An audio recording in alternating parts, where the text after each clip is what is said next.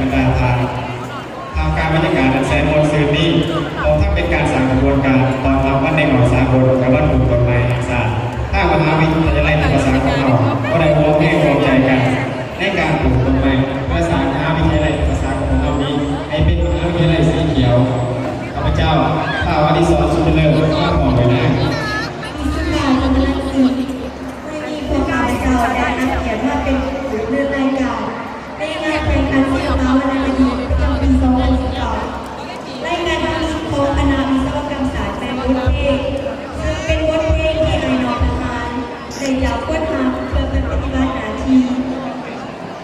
นั่นแล้วนะซึ่งทหารก็มีเกียรติในที่บอกประเทศสาวของเราซึ่งว่ามีหน้าที่ปกป้องรักษาประเทศสาวไว้ให้ของเราอยู่ท่านใดเจ้าแต่มันก็มีหน้าที่เข้าใจน้องใดเจ้าไม่แล้วครับขณะที่ฟังเพลงคุณมวลมาจากคณะวิศวกรรมศาสตร์ซึ่งจะมาออกโดยข้าวบุญจันทร์เกี่ยวเสือซึ่งจะมาในบทเพลงที่มีชื่อว่าทหารหน่อยคอยหักขอเยี่ยมเชิญบรรดาทานหักส้มและหักฟังขอเชิญครับ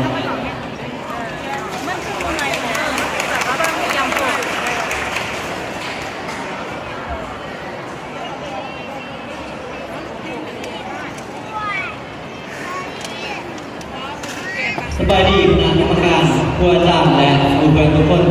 ข้าพเจ้าที่ชื่อว่าท้าวบุญจันทร์แก้วประเสริฐเป็นตัวแทนมาจากคณะวิศวกรรมศาสตร์เมื่อนี้ข้าพเจ้าจะมาร้องเพลงในบทเพลงที่มีชื่อว่าทหารหน่อยคอยหักขอเชิญบรรดาทานรับชมและรับฟังได้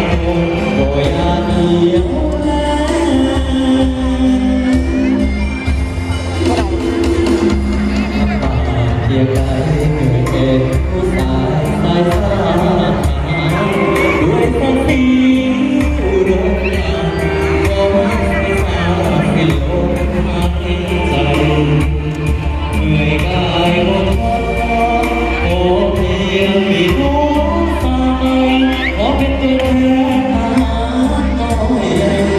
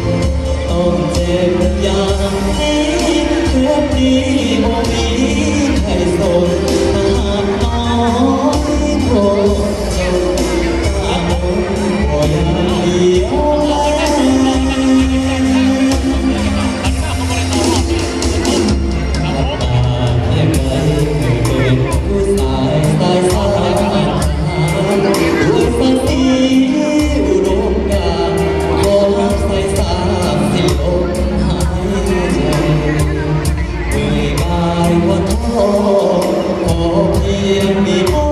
งฝากไว้ขอเป็นตัวแทนทหารน้อยโปรดจงเห็นใจทหารน้อยคนจน